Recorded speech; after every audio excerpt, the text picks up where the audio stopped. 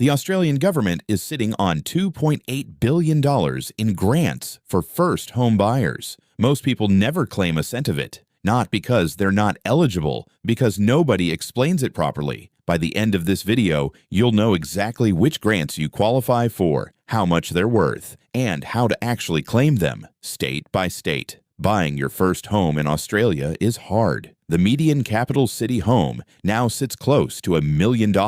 Saving a deposit on top of rent, bills, and everyday life feels almost impossible. But here's what most first home buyers don't realize. You're not doing this alone. Federal and state governments have built an entire system of grants, concessions, and low deposit schemes, specifically to get you into your first home faster. The problem isn't that the help doesn't exist. It's that it's scattered across a dozen different websites with different rules in every state. So in this video, we're putting it all in one place. Federal schemes first, then state by state. Stick with me to the end, because the order you apply for these actually matters. Let's start at the top, because these apply no matter which state you live in.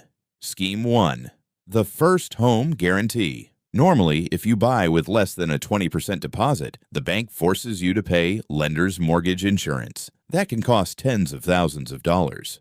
The First Home Guarantee lets you buy with just a 5% deposit, with no LMI at all. The government guarantees part of your loan instead. That alone can save you $20,000 to $40,000. Scheme 2. The First Home Super Saver Scheme. This lets you pull voluntary contributions out of your super up to $50,000 and use it toward your deposit.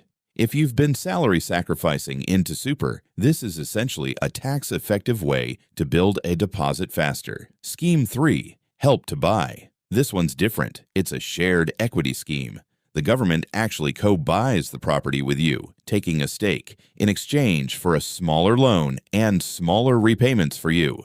One important rule: Help to Buy can't be combined with the 5% deposit scheme. You need to pick a lane. Now here's the part almost nobody talks about. Those federal schemes are just the entry ticket. On top of them, every single state and territory runs its own grant, and the differences between them are massive. One state offers 5 times more than another. Let's break down exactly what's on the table where you live. Let's start with the 2 biggest states. New South Wales offers a first homeowner grant of $10,000, but only for new homes priced at $600,000 or less. That price cap matters. Buy an existing home or go above that cap, and the grant disappears. Victoria runs a very similar structure, $10,000 for new homes, but with a slightly higher cap, up to $750,000. Notice something? Both of these grants only apply to brand new builds, not established homes. That's a deliberate design choice. Governments want to encourage new housing supply, not just subsidize the same existing stock. If you're set on an established home in Sydney or Melbourne, the cash grant likely isn't available to you, but stamp duty concessions still might be. And we'll come back to those later in the video. Queensland has been the standout state recently, with a boosted grant of $30,000 for new homes up to $750,000. But here's the catch. That boosted amount is time limited. It's scheduled to drop back down to $15,000. If you're buying in Queensland, the exact timing of your contract could be worth $15,000. That's not a detail to skip past. Check the current cutoff date before you sign anything. Western Australia keeps it simple. A flat $10,000 grant, available statewide, no regional variation. And then there's the Northern Territory, which offers the largest grant in the entire country, up to $50,000 for eligible first home buyers. Why so generous? Smaller population, more incentive needed to attract buyers and builders to the territory. If you're flexible on location, that's a number worth paying attention to. Now here's a twist that catches a lot of buyers off guard. The cash grant isn't always the biggest number on the table. In some states, the stamp duty concession is actually worth more than the grant itself. Let's look at where that's true. South Australia made a bold move. Stamp duty has been abolished entirely for first home buyers purchasing new homes, regardless of the property's value. No cap. On top of that, there's a $15,000 grant for new homes up to $650,000. On a typical purchase, that stamp duty exemption alone can be worth more than the grant. Tasmania offers a grant for new homes, plus a separate concession, a full stamp duty exemption on established homes up to $750,000. That second part matters because, unlike most states, Tasmania's support isn't limited to new builds only. Grant amounts and cutoff dates in Tasmania have shifted more than once recently, so treat the exact number as something to verify at the time you apply, not something to lock in from a video. Then there's the ACT, which takes a completely different approach. No cash grant at all. Instead, a full stamp duty waiver for first home buyers, regardless of property value or income. On an expensive Canberra property, that waiver can be worth far more than a flat cash grant would be. The lesson here: don't just Google biggest grant and assume that's your best outcome. In several states, the concession is where the real money is. So which of these can you actually combine? This is where most first home buyers leave money on the table. Let's talk stacking. Here's the strategy most people miss. These schemes aren't pick one. In most cases, you can combine several at once. A typical stack might look like this. Use the federal first home guarantee for your 5% deposit. Add your state's first homeowner grant on top. Then apply your state's stamp duty concession as well. Do that, and you could be looking at tens of thousands of dollars in combined savings on the deposit, on the loan, and on the upfront costs. The one major exception: Help to Buy cannot be combined with the 5% deposit scheme. If a shared equity deal appeals to you, you need to compare it properly against the guarantee, not assume you can have both.